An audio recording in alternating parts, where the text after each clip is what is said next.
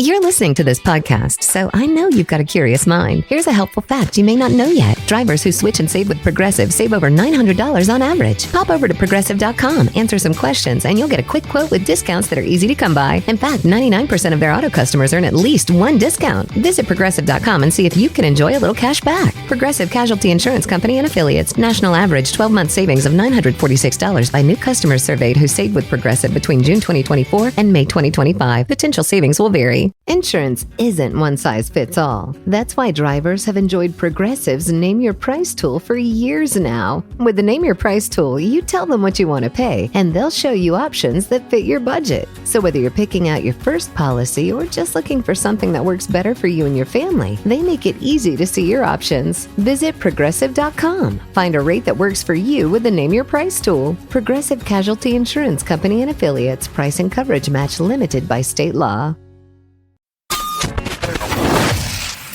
Yay Networks. You're listening to the Chatty Daddies podcast. Welcome to another episode of the Chatty Daddies, you chatty daddies and chatty mommies out there. We appreciate you listening to the number one Chatty Daddy podcast in the world. I always hear other podcasts start their podcasts like that, so I figured we should too. Yeah. Hey, like and subscribe. Got to tell you right up front. Like and subscribe. Make sure to subscribe to our podcast. Rate and review is actually what the podcasters are supposed to say. It really helps us climb the charts. We're really breaking through on the charts. Climbing? Yeah. I think we appeared on the parenting podcast. Oh yeah, totally. Like, at one point. Yeah. I would. I don't career. check it weekly. Maybe we have before. I would. That'd be great. Maybe we're number one at all times there. Maybe. There's so many, but we're the best. Yeah, exactly. We don't need Apple's rankings to tell us how good we are. How's everybody's week been? It was just lovely. I have to ask Trey. Yes, sir. You've teased us about something about pictures. That's right. Several times. And I'd like to hear it. Of course. Okay, so I got newborn photos done way back when my son was born, my second son. And his name's Hudson. Hudson, yes. Hudson How old is baby is he number now? 2. He is now 5 weeks, month and a half, 2 months, whatever we're calling. What is it? Once you get past 1 month, you have a 1 month old, right? Because once I get past 1 year, I'd have a 1 year old. So he's a 1 month old. Mm-hmm. And so my wife was, setting up all the newborn photo stuff, and she read to me a little blurb that the photographer sent us. I'm having trouble finding what the photographer said to us. Here we go. Okay, so we have had this conversation before about how dads aren't great at being a part of photo shoots. Oh yeah, they're sticks in the mud when it comes to family picture time. And but we show up and we smile. Much like any stereotype, you get frustrated hearing about somebody with a negative stereotype. This full-time photographer, all she does is newborn photos. So she goes to people's houses 50 times a month. And What a takes cool pictures. job. Yeah, it's great.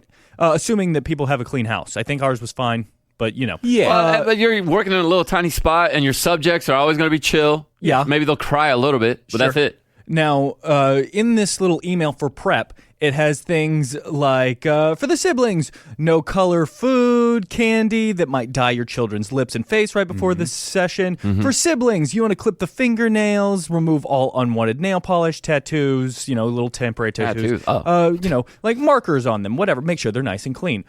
Bribe is the next thing on the list. I usually have suckers for the kids, but due to COVID, I will not be bringing them around. I recommend once the session is completely over, having a treat for the kids and letting them know ahead of time that they are doing good and that they will get a treat. You got to earn it. Yeah. Next line. Bribe the dads as well, if they do not like photos. Prep them if they are usually grumpy and tell them to be a little more happy. If he is grumpy, the kids will be grumpy too. Please do not be afraid. They will be grumpy too. Did she give any examples of how to bribe? Bribe them with sexy time or something? See, here's the thing. Newborns, traditionally, moms can't be having intimate times for, 6 weeks or more? Right. So if newborns are taken at a month, 5 weeks, you can't bribe them with... I guess there is other things you can do. Now, is that something you're supposed to be putting on the table as a bribe? Because it can be. No, it's not. Here's a positive spin on how to bribe, and I'm going to probably reveal the secret that will help a lot of women here. it's not a bribe, right? It's like you can't say do this and I'll do that type, right? Sure. Because that makes it An ultimatum. a little escorting. But if you phrase it in, you know what turns me on? When you just show up to the picture taking moments and you're just on and smiling. That gets me so turned on. Hey, I got a whole thing. There's a whole weird power structure going on in America where people are having to bribe each other and pretend to like to take a photo. Show up and take the photo and have sex with your husband and enjoy it. What do you mean? What is going on where there's bribes? I'm gonna tell you, it's not a bribe. It's just incentives. Because my wife, I will be doing the dishes, and I actually like doing the dishes, but she'll walk in and she'll go, it really turns me on when you're doing the dishes. Bro, I do the dishes every day. And it just, in my head, I'm like, I feel sexy right now because I'm doing dishes. And my hope for you is that it really does turn her on and that you really do like doing the dishes. I think it does turn her on, and now I love doing dishes. And that's great. That's all wonderful and kumbaya, but it just frustrates me to no end that I'm part of a group of people that can't take an hour's worth of time to take some photos with their brand new baby. Oh, but there's football on Sure, today. that's great. Yeah, just don't do it on Saturday or Sunday or Thursday. Or Monday.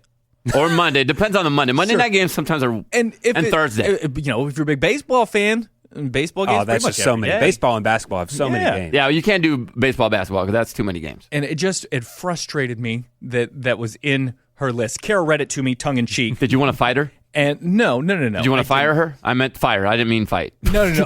Of course not. She was a fantastic photographer. I should give her a better shout out than I have been giving her. It is a problem because we've talked about. I think we went and got in a big argument about this. I don't really remember how it was a Trey the Nick argument fight. landed, but obviously this is such a big problem that this photographer has seen this. I know. More times than she needs to where she has to put this in writing. I know. That's what you're saying. I'm saying it's the men being dum-dums. Mm-hmm. Yeah, because she's had to do this because of how many men she's come across that are not having a good time. And her message wasn't anything like rude. She's seen it. She's got to try to address it ahead of time. I'm bothered by the dads now. If she had come at it with a bad tone, I would have been annoyed with the photographer. Again, one of my favorite things to see from newborn pictures are, the newborn pictures when they come out, they're so cute. I love them. They're sweet. But my favorite ones are the blooper ones where the kid pooped on the dad. Oh, sure, because baby's always naked or there's for some reason. It's in the middle of a picture and there's a poop shooting out and they caught it at the perfect. I love those. Okay, we just took family photos. I have two things about pictures that I would like to address right now. Yes, sir. Go ahead. We just took family photos. What was your attitude like? No, it was great. It was Okay. fine. She had us walking out in this like muddy field, which I wasn't a big fan. It was like 8 a.m. It was Muddy cold. puddles. Whatever. We were all in grumpy moods. Anyways. Even Blair? But what I can't get over, I feel so vain. I feel like this is all about me. You can see my gray hair so much in these photos. I'm getting some grays on the side, and I just got a haircut. So maybe it's like extra gray? shiny. Interesting. But it's like, so she sent us a bunch of photos to select which ones we wanted, and then she'll color them and Photoshop them so they look nice. Right. But like whatever just the raw image was, like I can't look at any of my family members. I'm just looking at my gray hair. And it also looks like I'm running for like Texas House Senate as a Republican picture. I don't want to. It's the craziest picture ever. You kind of gave that vibe just from the day I met you. Absolutely. So. Yeah, I always expected you to run for office. Absolutely. It's not the temples. Pop your hat off for me if you don't mind. One of my favorite ways that I don't know if you can see it right now. Not at all. It looks We're in like studio you're lights blonde. and stuff, but Nick's got really light brown hair, blondish hair. used to be like bright white. Then Yeah. it turned like brownish. Now I'm getting some gray. One of my favorite ways that Kid Craddock ever introduced me, he was like, "Here comes Nick Adams straight from a Mitt Romney rally." Okay, so here's my other thing about pictures. There's a little sign on my daughter's school that said, "Pick up your school pictures today only," because I knew she had taken them like a week or two ago. We go in there, and they're selling us this big package. There's like 20 photos already printed, in all different sizes and things like that. My daughter's 5, just turned 5 this weekend. Can anybody tell me how much one photo was to buy from this company? Just doing one? School photos. One picture. What size?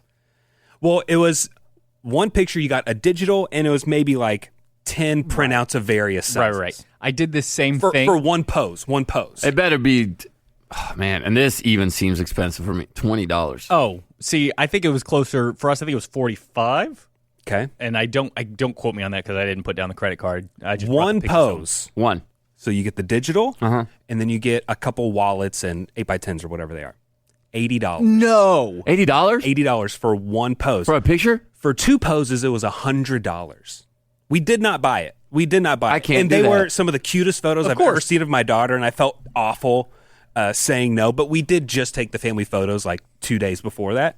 But $80 for one pose. I don't even need the printouts. I just want the digital. Maybe- that wasn't an option. Nope. Maybe photographers listening to the podcast, because you might be sitting there going like, there's a reason why they're this expensive, right? There's got to be a reason why. I is mean- it the paper? Is it, Well, you're you know, trying to make back the camera? It is a business. Hey, go capitalism. Charge whatever Yeah. you want. Wait, and if wait. I'm dumb enough to pay for it, then that's fine. But that's a monopoly. You have no other option. Your kid didn't get to choose which. For sure. So that's a Yeah. monopoly, and Well, that's I don't know. wrong. So what they need is at least 2 photographers there that day, different companies. That's not how it works. And then they can compete. Give me a competing bid. Yeah, I don't think that's how it works. wow. So, as a photographer, you have your equipment, your camera, your lights, your backdrops. You have travel time. You have your editing time. You're editing photos for 100 kids that are at this daycare. If it's an elementary school, you've got 500 kids you're editing pictures of and class photos. There is a lot that goes into it.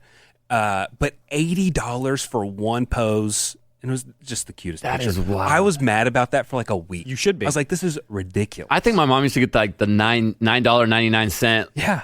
Just the wallet ones. That's what I remember it being when I was a kid. And now it's 80. Seems like a real racket for back whatever in the 90s for a $10 photo for just Yeah. a wallet size. But that's what you passed out to all your friends and like the girls. And Well, you totally. only had so many, so it was very valuable to Special. give someone a wallet school picture because Yeah. that's just like grandma and your parents. I found and your crush. I found one tough to get picture in when I was a freshman in high school. She was a year younger than me. I found this girl who I had a crush on. Her picture had just fallen on the ground. Ooh, And instead of giving it back to her, I picked it up and put it in my wallet. kept it like she gave it And to now you. thinking back, I'm like, that is so creepy. It is. That I had that I had this girl's picture that I had a huge crush on. Never even talked to her. Never told her I had a crush. Never asked her on a date. Nothing. But I had her picture. That's awesome. And she had even signed it like Jesse with a little heart on it. Yeah. But no name on it. And so I'm like, I'm gonna keep this. I'm gonna act like she gave it to me and like we had some sort of connection. So funny. I have one more picture thing. Okay. I just thought about it. Yeah. My son just wrapped up his first baseball season. I believe the Cougars went like, I don't know, 7-2. They did really good. Nice Cougars. Anyways, one of the coaches on the team is a photographer. That's his main business. He's in like real estate photography. And at the very last game of the year, he gave all the kids a little packet of their picture on a baseball card that he had made for them. That's awesome. Nobody knew that he was doing this. What This was a a total gift. surprise. Yeah. Nobody even saw him taking pictures. He said, like, I just brought my camera, and every time a kid would go up to bat, he would just real subtly snap a picture just from the dugout. Yeah. And they are so cool looking. bet. The kids flipped out. Classy. It was like, it almost made me want to cry. What Like, a- this was awesome. What an awesome move by him. Really cool. Well, let's also give a shout out to one of our sponsors, Mint Mobile, because from billion-dollar ad budgets, arena naming rights to tens of thousands of retail locations, big wireless providers, they spend big to appear like they're your only option, but they're not your only option. Yeah, how do they afford all that money? Well, because they're taking all your money. They're charging you an arm and a leg for your phone, for your plan. Not Mint Mobile. Mint Mobile has a different idea. Instead of a traditional store where you go to the store, talk to the sales rep, have this long thing, they sell you on a plan that you don't need. Mint Mobile doesn't do that. They are entirely online. So what does that mean for you? Big savings. Mint Mobile plans start at just $15 a month. That includes unlimited talk, text, and data. Again, $15 a month. What a deal. Keep your own phone with any Mint Mobile plan. And, of course, that same phone number along with all your existing contacts. Just go online and you will be eliminating all those traditional costs of retail. Mint Mobile passes all that significant savings right on to you. And all plans come with unlimited talk and text, high-speed data delivered on the nation's largest 5G network. So basically, you're getting a great deal and you're getting some awesome service. To get your new wireless plan for just $15 a month and get the plan shipped to your door for free, go to mintmobile.com/daddies. Again, that's mintmobile.com/daddies. Cut that wireless bill to $15 a month at mintmobile.com/daddies. Boom. Hey, Mint Mobile just talked about naming things. Is there something that you want named after you? They said arena. Yeah. What do you say, Trey? I was going to say a water treatment plant. I think it's attainable. The Trey P-yurt. I saw driving by, going to my in-laws, there's a water treatment plant with somebody's name on the side. No idea who he is, no idea what he does. But hey, I think that's attainable. I could probably get a water treatment plant. They probably honored the mayor from 30 years ago. Yeah. And they named the water treatment plant after him. Yeah, it's pretty nice. I'd really like a high school football field. Oh, that'd be cool. Named after me, because kids are always going to be coming in and going. And so it's going to be just everybody's going to play at the Jose Chavez Memorial Field or whatever it is. I don't want to kill myself off yet. But you know what I mean. Well, you don't have to be dead to get something named after you. Yeah, but wouldn't it be called the Memorial Field? Memorial, yeah, right, just right, Jose right. Chavez Field would be good. You're right.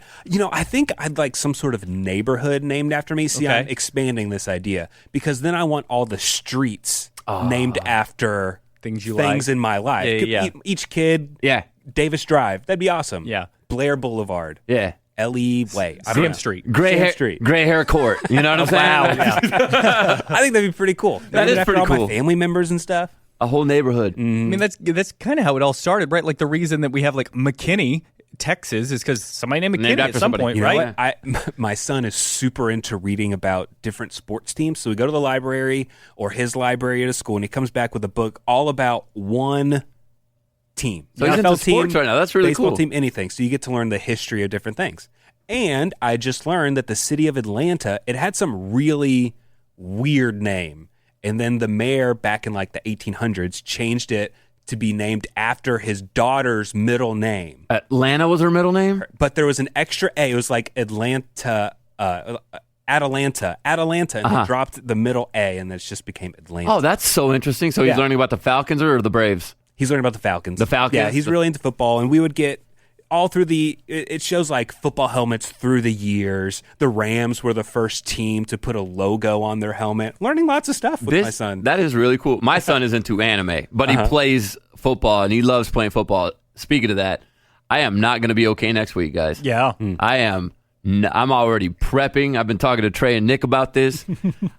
We talk about this on a podcast on our podcast all the time. That one day, those things you do with your kids come to an end. Mm-hmm. And sometimes you don't know when they're going to happen. Like when you carry your kid up the stairs, you don't know when the last time is going to be, or the last time you read them a bedtime story. Mm-hmm. That's why we always tell Trey, enjoy those moments. Even those little things that annoy you, like when they put their little slobber on the glass that you just cleaned. One day you miss that. Next week is going to be the last time I coach my son in football ever. Yeah. It's it. That's it. Never again. His league goes up to what grade is he in now? He's in 6th grade right now, and we live in Texas. And in Texas, it's different than it was for us in California. Dads in California get to coach their sons all the way through 8th grade. But here in Texas, for some reason, they play middle school football. Mm-hmm. And the youth level ends at 6th grade, and in 7th grade, he starts playing with his middle school. And so this is going to be the last game that I coach my son and his friends. And I'm not okay. I am not okay. It is one of those, it feels like a death almost. Yeah. Have you started working on a speech?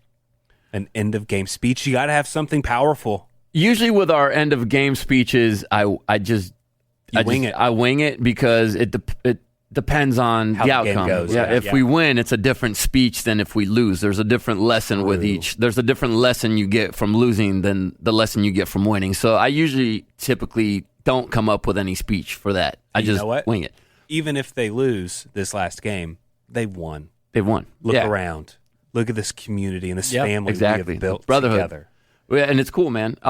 Can we write your post game And he speech has to for say you it. and you record yourself doing it? I don't know if I trust you guys. That's too big of a moment for us to steamroll. Like, can we write your wedding vows? How about you write it? You guys could write it and we could read it on the radio show or on the podcast. We'll put music by like some Rudy Yeah. music Oh, behind true. it. But I think I'm going to write a speech for like our banquet probably Yeah. to thank these boys. And I'm going to freaking practice it as much as possible because I'll probably cry because I love all these kids. Yeah. But I just don't know if I'm ready. I don't know what I'm going to do with myself. do you find yourself like you're prepping? Clearly, you're a coach that's playing at a high level in youth sports. I'm sure you're already started prepping for this game. Yes. Do you find it hard to actually like sit down and actually try to figure out some schemes, some game plan because you're thinking about the end or the end game, or are you like, I can compartmentalize? I can do that throughout the week. It'll be fine until after. I think after. Okay. It reminds me like in high school after my last high school football game where it just sinks in really quick. That's when it's going to be tough. Dude, it might start sinking in fourth quarter. Right. Like halfway through the fourth quarter. Yeah. That's when it's like, Man. our offense is going to only go out there 2 more times. Right. Or, that's the last time our special teams is out there. And this is why You know? this is why moms, speaking of pictures, moms are so much better than us dads about taking pictures. Because the game we won this past weekend to get to the championship, I'll be honest, I didn't think we were going to win this game. I told my boys I believe in them, and if there was a team that could beat this team that had never lost before and hadn't had 14 points scored on them before, or more than 14, it would be us. But in my head, I'm like, I was actually prepping for it to be the last one, and we won. And I was so filled with happiness and joy that I got one more week with my boys. I hugged my son, and I was telling him how proud I was. Kinsey got the picture. Oh, that was a great picture. I was like, how did you have the wherewithal to bust out your phone to know that I'm in the middle of like a really beautiful moment with my son, and she got the picture. And in my head, I remember letting go of Kaysen and thinking to myself, I wish I got that on camera. And Kinsey posted it later. She didn't even tell me. She just posted it on Instagram with like a nice little caption. And now I have that picture forever, which is really cool. And in the moment, as I was letting go, I was like, I wish I had this forever. And I got it. Oh, that's really cool. That's good. So basically, guys, step up and start taking pictures of your wife when she's hugging your kid. Yeah, but give me a better tone. Give me like a hey guys, like I think maybe we should do more for our wife who does so much for us, fellas. Not more like tell me what to do kind of. Please, let's be a little bit, because I'm guilty of it. I've said it before. Let's be a little bit better. Let's hook our wives up with those moments that maybe are big for them and we don't really realize it, and it would be bigger if we caught it. And take the pictures with a smile on your face, not being grumpy in front of the photographer. Sure. Golly. You know what? What? Since we're talking about stepping up, this reminds me of a video that I saw go viral recently. Uh-huh. A mom returns home from a trip after 11 days. She's gone. So it's just dad and the boys. And she's like, I wonder what the house is going to look like when I walk in. And she opens just the front door. You would have thought a bomb exploded. Oh, no. He messed up. Like, he messed up. It was bad. And like, dude, the comments are like divorce time. I mean, the comments are like, shows so much disrespect for the mom. And I totally agree. I agree too. Look, I'm probably not going to get the vacuum lines correct. No. Right? I'm probably not going to put everything in the correct drawer, but I'm at least going to try. Okay, look, guys, we're at least trying the like last hour before mom gets home is when we're picking stuff up. That's what I was going to say. I mean, the house when Kinsey's gone and if I'm there with the kids probably looks like a bomb went off that whole week. But when Kinsey's coming home, because I know she loves a clean house and I know she's a clean freak, I am going to do my best to clean it up to her standards. Whoa. Up to her standards. Yes. A bit far. I'm talking about, no, we'll get out. I'll mop. I will do the dishes. I'll try to do laundry. I suck at laundry. Yeah. Like I just wash it all on cold, right? I just don't understand the washer machine. Yeah, I know it's tough. But I'll make the bed. I will do everything I can to make it look at least as close as to what it looked like when she left as possible. And what I love doing, I like to just kick back, light a candle. Yeah, you got to do that. Make sure the kids are like quiet. Yeah. And be like, oh, hey. When she walks in, hey, how's it going? Like, it's been light and breezy all day. Yes. How was it? It was great. It was easy. And then one of the kids starts, well, Dad, Dad let us eat McDonald's 8 times a row. what are you talking about? You did all the dishes. Yeah, because we ate out every day. Yeah, right. Yeah. So anyways, that just reminds guys. Yeah, we got you. Come on now. Come on now. Come on now. Are we done being preachy? I think so. Well, I mean, we never are. Yeah, we will be next time. But I mean, for today. For today, I think so. Thanks so much for listening to this episode of the Chatty Daddies. Remember, rate and leave a positive review on whatever podcasting platform you're listening to us on. Most likely, you're listening to us on Spotify or Apple Podcasts. Go ahead and subscribe to our channel, and you'll be hit with a brand new, piping hot, fresh episode right off the grill. episode right off the grill. Yes. That's more dad friendly. Every Dadder Day. And that's all we got. My name's Nick Adams. I'm Trey Peart. I'm JC Chavez. And don't forget, Stand up straight. The Chatty Daddies Podcast.